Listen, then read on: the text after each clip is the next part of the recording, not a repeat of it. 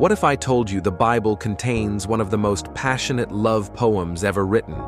A book filled with longing, romance, and poetic desire. The Song of Solomon, also called the Song of Songs, is unlike anything else in Scripture.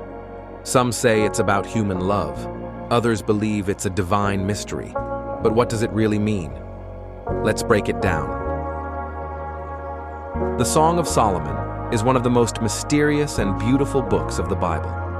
Traditionally, it is attributed to King Solomon, the wisest man who ever lived. The opening verse says, "The Song of Songs," which is Solomon's. But did he really write it?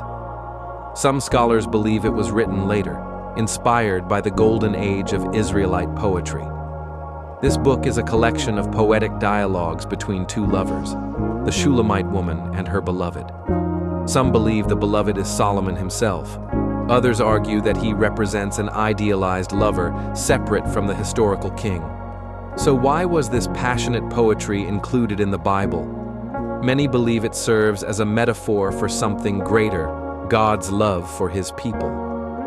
But before we dive into its meaning, let's explore the story itself. Solomon is structured as a poetic drama. It follows a conversation between two lovers, expressing their deep admiration and longing for one another. First, we see the woman longing for her beloved. "I will seek him whom my soul loves. I sought him, but found him not." Chapter 3, verse 1. Then, we hear the man praising her beauty. "Your eyes are doves. Your lips are like a scarlet ribbon." Chapter 4, verse 1 to 3. They experience separation, longing, and reunion, creating a poetic ebb and flow. But is this just a love story? Or does it mean something more? Throughout history, religious scholars have interpreted the Song of Solomon in two major ways. In Judaism, this book represents God's covenant love for Israel. The prophets often describe Israel as God's bride, and this poem is seen as an intimate reflection of that relationship. In Christianity, many believe it symbolizes Christ's love for the church. Just as the Shulamite woman longs for her beloved, believers are called to pursue a deep and personal relationship with Christ. One of the most powerful verses states, "Many waters cannot quench love, nor can floods drown it." Chapter 8, verse 7. This verse is often interpreted as the unstoppable power of God's love, whether for his people or for each one of us personally. The Song of Solomon is filled with rich poetic imagery, much of which had deep meaning in ancient times. Gardens and vineyards represent intimacy, growth, and beauty. "A garden locked is my sister, my bride."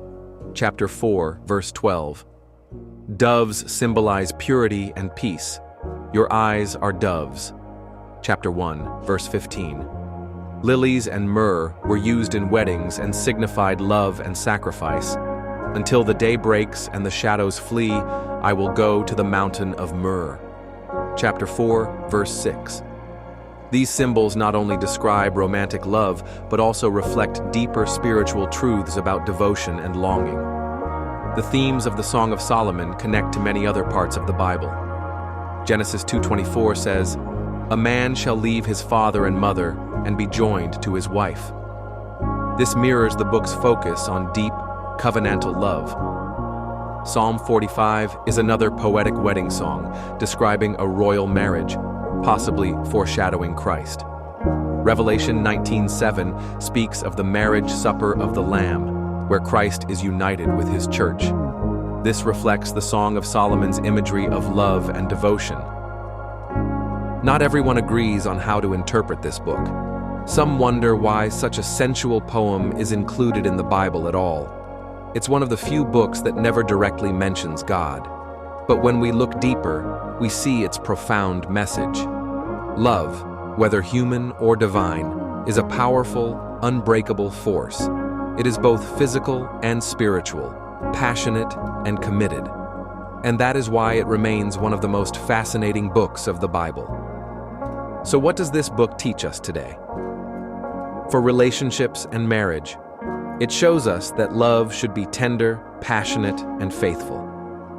For our spiritual lives, It reminds us that God's love for us is intimate and relentless. For personal reflection, it challenges us. Do we long for God the way the Shulamite longed for her beloved? Love, whether between two people or between God and His people, is meant to be deep, poetic, and unwavering. So, what do you think? Is the Song of Solomon just a love poem, or is it something more? Let me know in the comments below.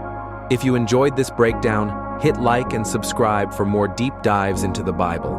And remember, love, in its purest form, is one of the greatest gifts we have.